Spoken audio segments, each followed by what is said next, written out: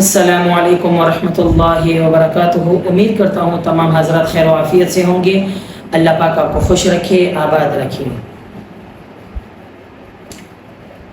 तकरीबन कुछ हफ्ते से ज़्यादा हो गया है कि मैं नबी अलैहिस्सलातु वस्सलाम के खानों के हवाले से बहुत सी वीडियोस अपलोड कर चुका हूँ।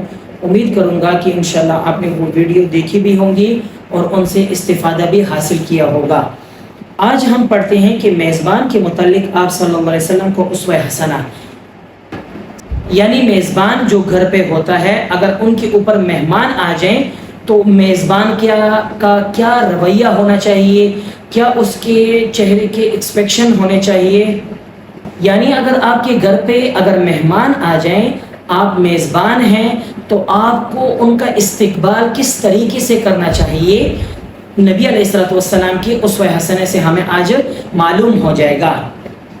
वैसे भी हमारे घर पे मेहमान तो आते रहते हैं, लेकिन अगर उन तरीक़ों को हम इख्तियार करेंगे जो आज हम इस वीडियो में सीखेंगे तो मेहमान नवाजी तो हो जाएगी, समझ में आ गई, लेकिन हमें सवाब भी मिल जाएगा। सवाब किस लिए होगा? क्योंकि ये तरीक़ाकार नबी अलैहिस्सलातु वस्सलाम ने भी इख्तियार किया है। आप सल्लल्लाहु अलैहि वसल्लम ने फरमाया, जो अल्लाह और आखिरत पर ईमान रखता है वो मेहमान का इकराम करे। इकराम का मफहूम है कि आल व औलाद के साथ जो बर्ताव करते हो खाने पीने में, इससे ज़ायद और बेहतर करो। यानी अगर आप अपने औलाद के लिए अपने घर में अगर आप अच्छा खाना पकाते हैं, तो अगर आपके घर पे मेहमान आ जाए तो आपको चाहिए कि आप उससे भी अच्छा खाना बना कर दें मेहमानों को। समझ में आ गई? आजकल हमारा आलमिया ये है, अल्लाह माफ़ करे, पहले तो मेहमान हमारे घर पे आते नहीं हैं, जब आ जाए तो हमारे चेहरे देखने के लायक होते हैं कि भाई ये देखो मेहमान आ गया है, कोई तरीका नहीं होता, कोई ढंग नहीं होता, भाई मेहमान आ गए, कोई तरीका नहीं, कोई तरीकाकार नहीं कि किस तरीके से मेहमान को हैंडल किया जा सकता है। समझ में आ गई ना? तो आज इस वीडियो में इंशाल्लाह आप लोग ये सीख लेंगे। नबी करीम सल्लल्लाहु अलैहि वसल्लम ने फरमाया, इस आदमी के लिए कोई भलाई नहीं जो मेहमान नवाज ना हो। यानी मेज़बान को हमेशा मेहमान नवाज होना चाहिए कि अच्छी तरीके से मेहमान नवाजी करें। समझ में आ गई? नबी करीम सल्लल्लाहु अलैहि वसल्लम ने फरमाया, मेहमान का हक 1 दिन 1 रात है, ज़ियाफ़त 3 दिन 3 रातें, इसके अलावा सदका है, इसलिए इसके लिए दुरुस्त नहीं कि इसके बाद ठहरे कि इसको तंगी में डाले। यानी एक मेहमान को एक अदब सिखाया गया कि मेहमान की जो मेहमान नवाजी है वो 1 दिन 1 रात है, और उसकी ज़ियाफ़त यानी खाना पीना, उसकी खातिरदारी करना, ये 3 दिन तक है। 3 दिन के बाद मेहमान को चाहिए कि वो ज़्यादा देर तक उस घर में ना ठहरे, अगर कोई काम ना हो, और अगर कोई ज़रूरी काम हो तो आप पहले से बता दें कि मैं इस काम के लिए आया हूँ, या मैंने मिसाल के तौर पर यहाँ पर ये काम देखना है, ये काम देखना है, फिर अलग से बात है। लेकिन 3 दिन तक मेज़बान तो कुछ भी नहीं कहेगा, लेकिन ज़्यादा आपको भी फिर नहीं ठहरना चाहिए। 3 दिन तक मेहमान नवाजी बहुत है जब आप किसी के घर पे जाएं। आप सल्लल्लाहु अलैहि वसल्लम ने फरमाया, मेहमान का हक है कि वो इससे रुखसत हो तो मेज़बान की कोताहियों को तज़किरा ना करे।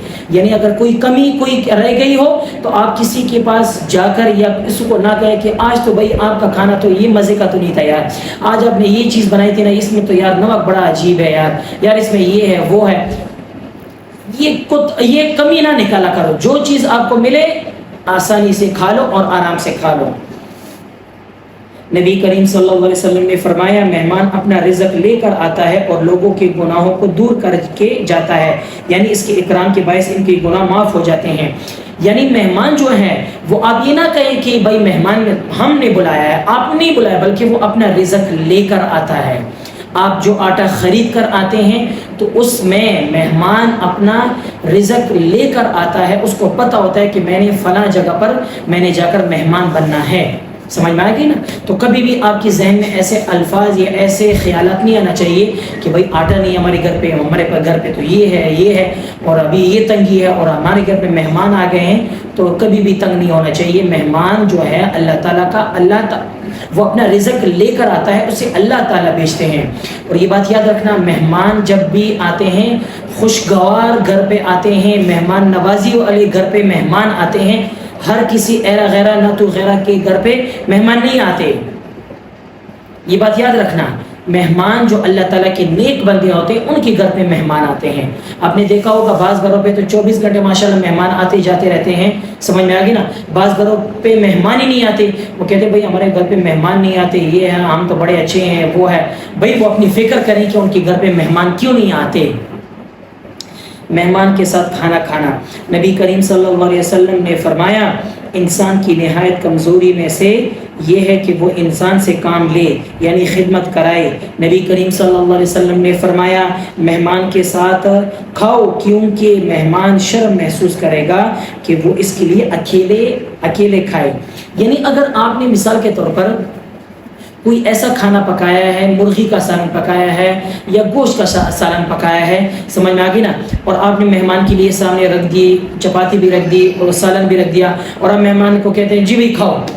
اب مہمان کیا سوچے گا کہ بھائی میں اکیلے ہی کھاؤں گا, اگر میرے ساتھ یہ بیٹھ کر کھائے گا تو میرے لیے آسانی ہو جائے گی, یعنی میں پیٹ بھر کے کھانا کھا لوں گا. لیکن اگر وہ مہمان ہی کھائے گا اکیلے میں, میزبان دیکھتا رہے گا, ٹھیک ہے میزبان بھی خاطرداری کر رہا ہے, اس کے لیے پانی رکھ رہا ہے, کھانا رکھ رہا ہے, لیکن میزبان کو بھی چاہیے کہ وہ اس کے ساتھ کھانا کھائے.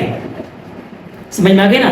ہمارے استاد محترم فرمایا کرتے تھے کہ جب آپ نے دیکھا ہو کہ آپ کے سامنے مہمان بیٹھا ہو اور آپ کو یہ اندازہ ہو کہ مہمان اب بھوکا ہے, مثال کے طور پر وہ ابھی کھا رہا ہے اور آپ کا پیٹ بھر چکا ہے, پھر بھی آپ چھوٹے چھوٹے لقمے لے کر کھایا کریں تاکہ مہمان کو بات یہ سمجھ میں آ جائے کہ ابھی تک میزبان میرے ساتھ کھا رہا ہے. اور اگر میزبان اڑ جائے, مہمان بھی کہے گا کہ بھائی میرے لیے بھی تو شرم کی باعث ہے, میں بھی کیوں کھاؤں, میں بھی اڑ جاتا ہوں, تو وہ بیچارہ آدھا پیٹ کر کے اڑ جائے گا اور پوری طریقے سے کھانا نہیں کھائے گا. وجہ کون بنی؟ وجہ آپ بنے کہ آپ کیوں پیچھے ہٹیں. اگر آپ بیٹھ جاتے ہیں مہمان کو بھی تسلی ہو جاتی. مہمان کی آمد خدا کا تحفہ ہوتا ہے. مہمان کو حق مہمانی ظاہر کرنے کی اجازت ہے. مہمان کے لیے اہتمام و تکلف کرنا سنت ہے, یعنی ساری چیزیں کرنا ان کے لیے, بسترا یعنی رات کے وقت بچھانا اور اسی طرح کھانے کا اہتمام کرنا, سمجھ میں آ گئی نا, یہ تکلف کرنا یہ سنت ہے. کوئی مہمان پر آپ احسان نہیں کر رہے ہیں. مہمان کے کھانے پر حساب نہیں. کتنے دن مہمانی؟ مہمان نوازی 3 دن تک ہے, اس کے بعد صدقہ ہے, یعنی اس کے بعد بھی اگر وہ مہمان آپ کے گھر پہ ٹھہرا رہے تو وہ آپ کے لیے کھانا جو کھلاتے ہیں وہ آپ کے لیے صدقہ ہوگا. 3 دن تک مہمان نوازی کرنی چاہیے. مہمان کے آنے سے خیر جلدی آتی ہے. مہمان اپنا حق وصول کر سکتا ہے اگر اس کی مہمان نوازی نہ کی جائے. مہمان کھاتا اپنا ہے, مغفرت میزبان کی کراتا ہے. دیکھو کتنی پیاری بات لکھی ہے ماشاءاللہ, کہ مہمان کھاتا اپنا ہے, مغفرت میزبان کی کراتا ہے. میزبان کے اللہ تعالیٰ گناہوں کو معاف کر دیتے ہیں. بری ہے وہ قوم جس میں مہمان نہیں آتا. بری قوم ہے, دیکھو کتنی بڑی بات لکھی ہے کہ بری ہے وہ قوم کہ جس قوم میں مہمان نہیں آتے. تو چاہیے مہمان آپ کے گھر پہ آئیں. مہمان بھائی کو کھلانے کی فضیلت. جس نے اپنے بھائی کے لیے روٹی دی کہ وہ سیر ہو اور اس کو سیراب کیا پانی سے, اللہ تعالیٰ اس کو 7 خندق آگ سے دور رکھے گا اور ہر خندق 700 سال کی مسافت کے بقدر ہوگی.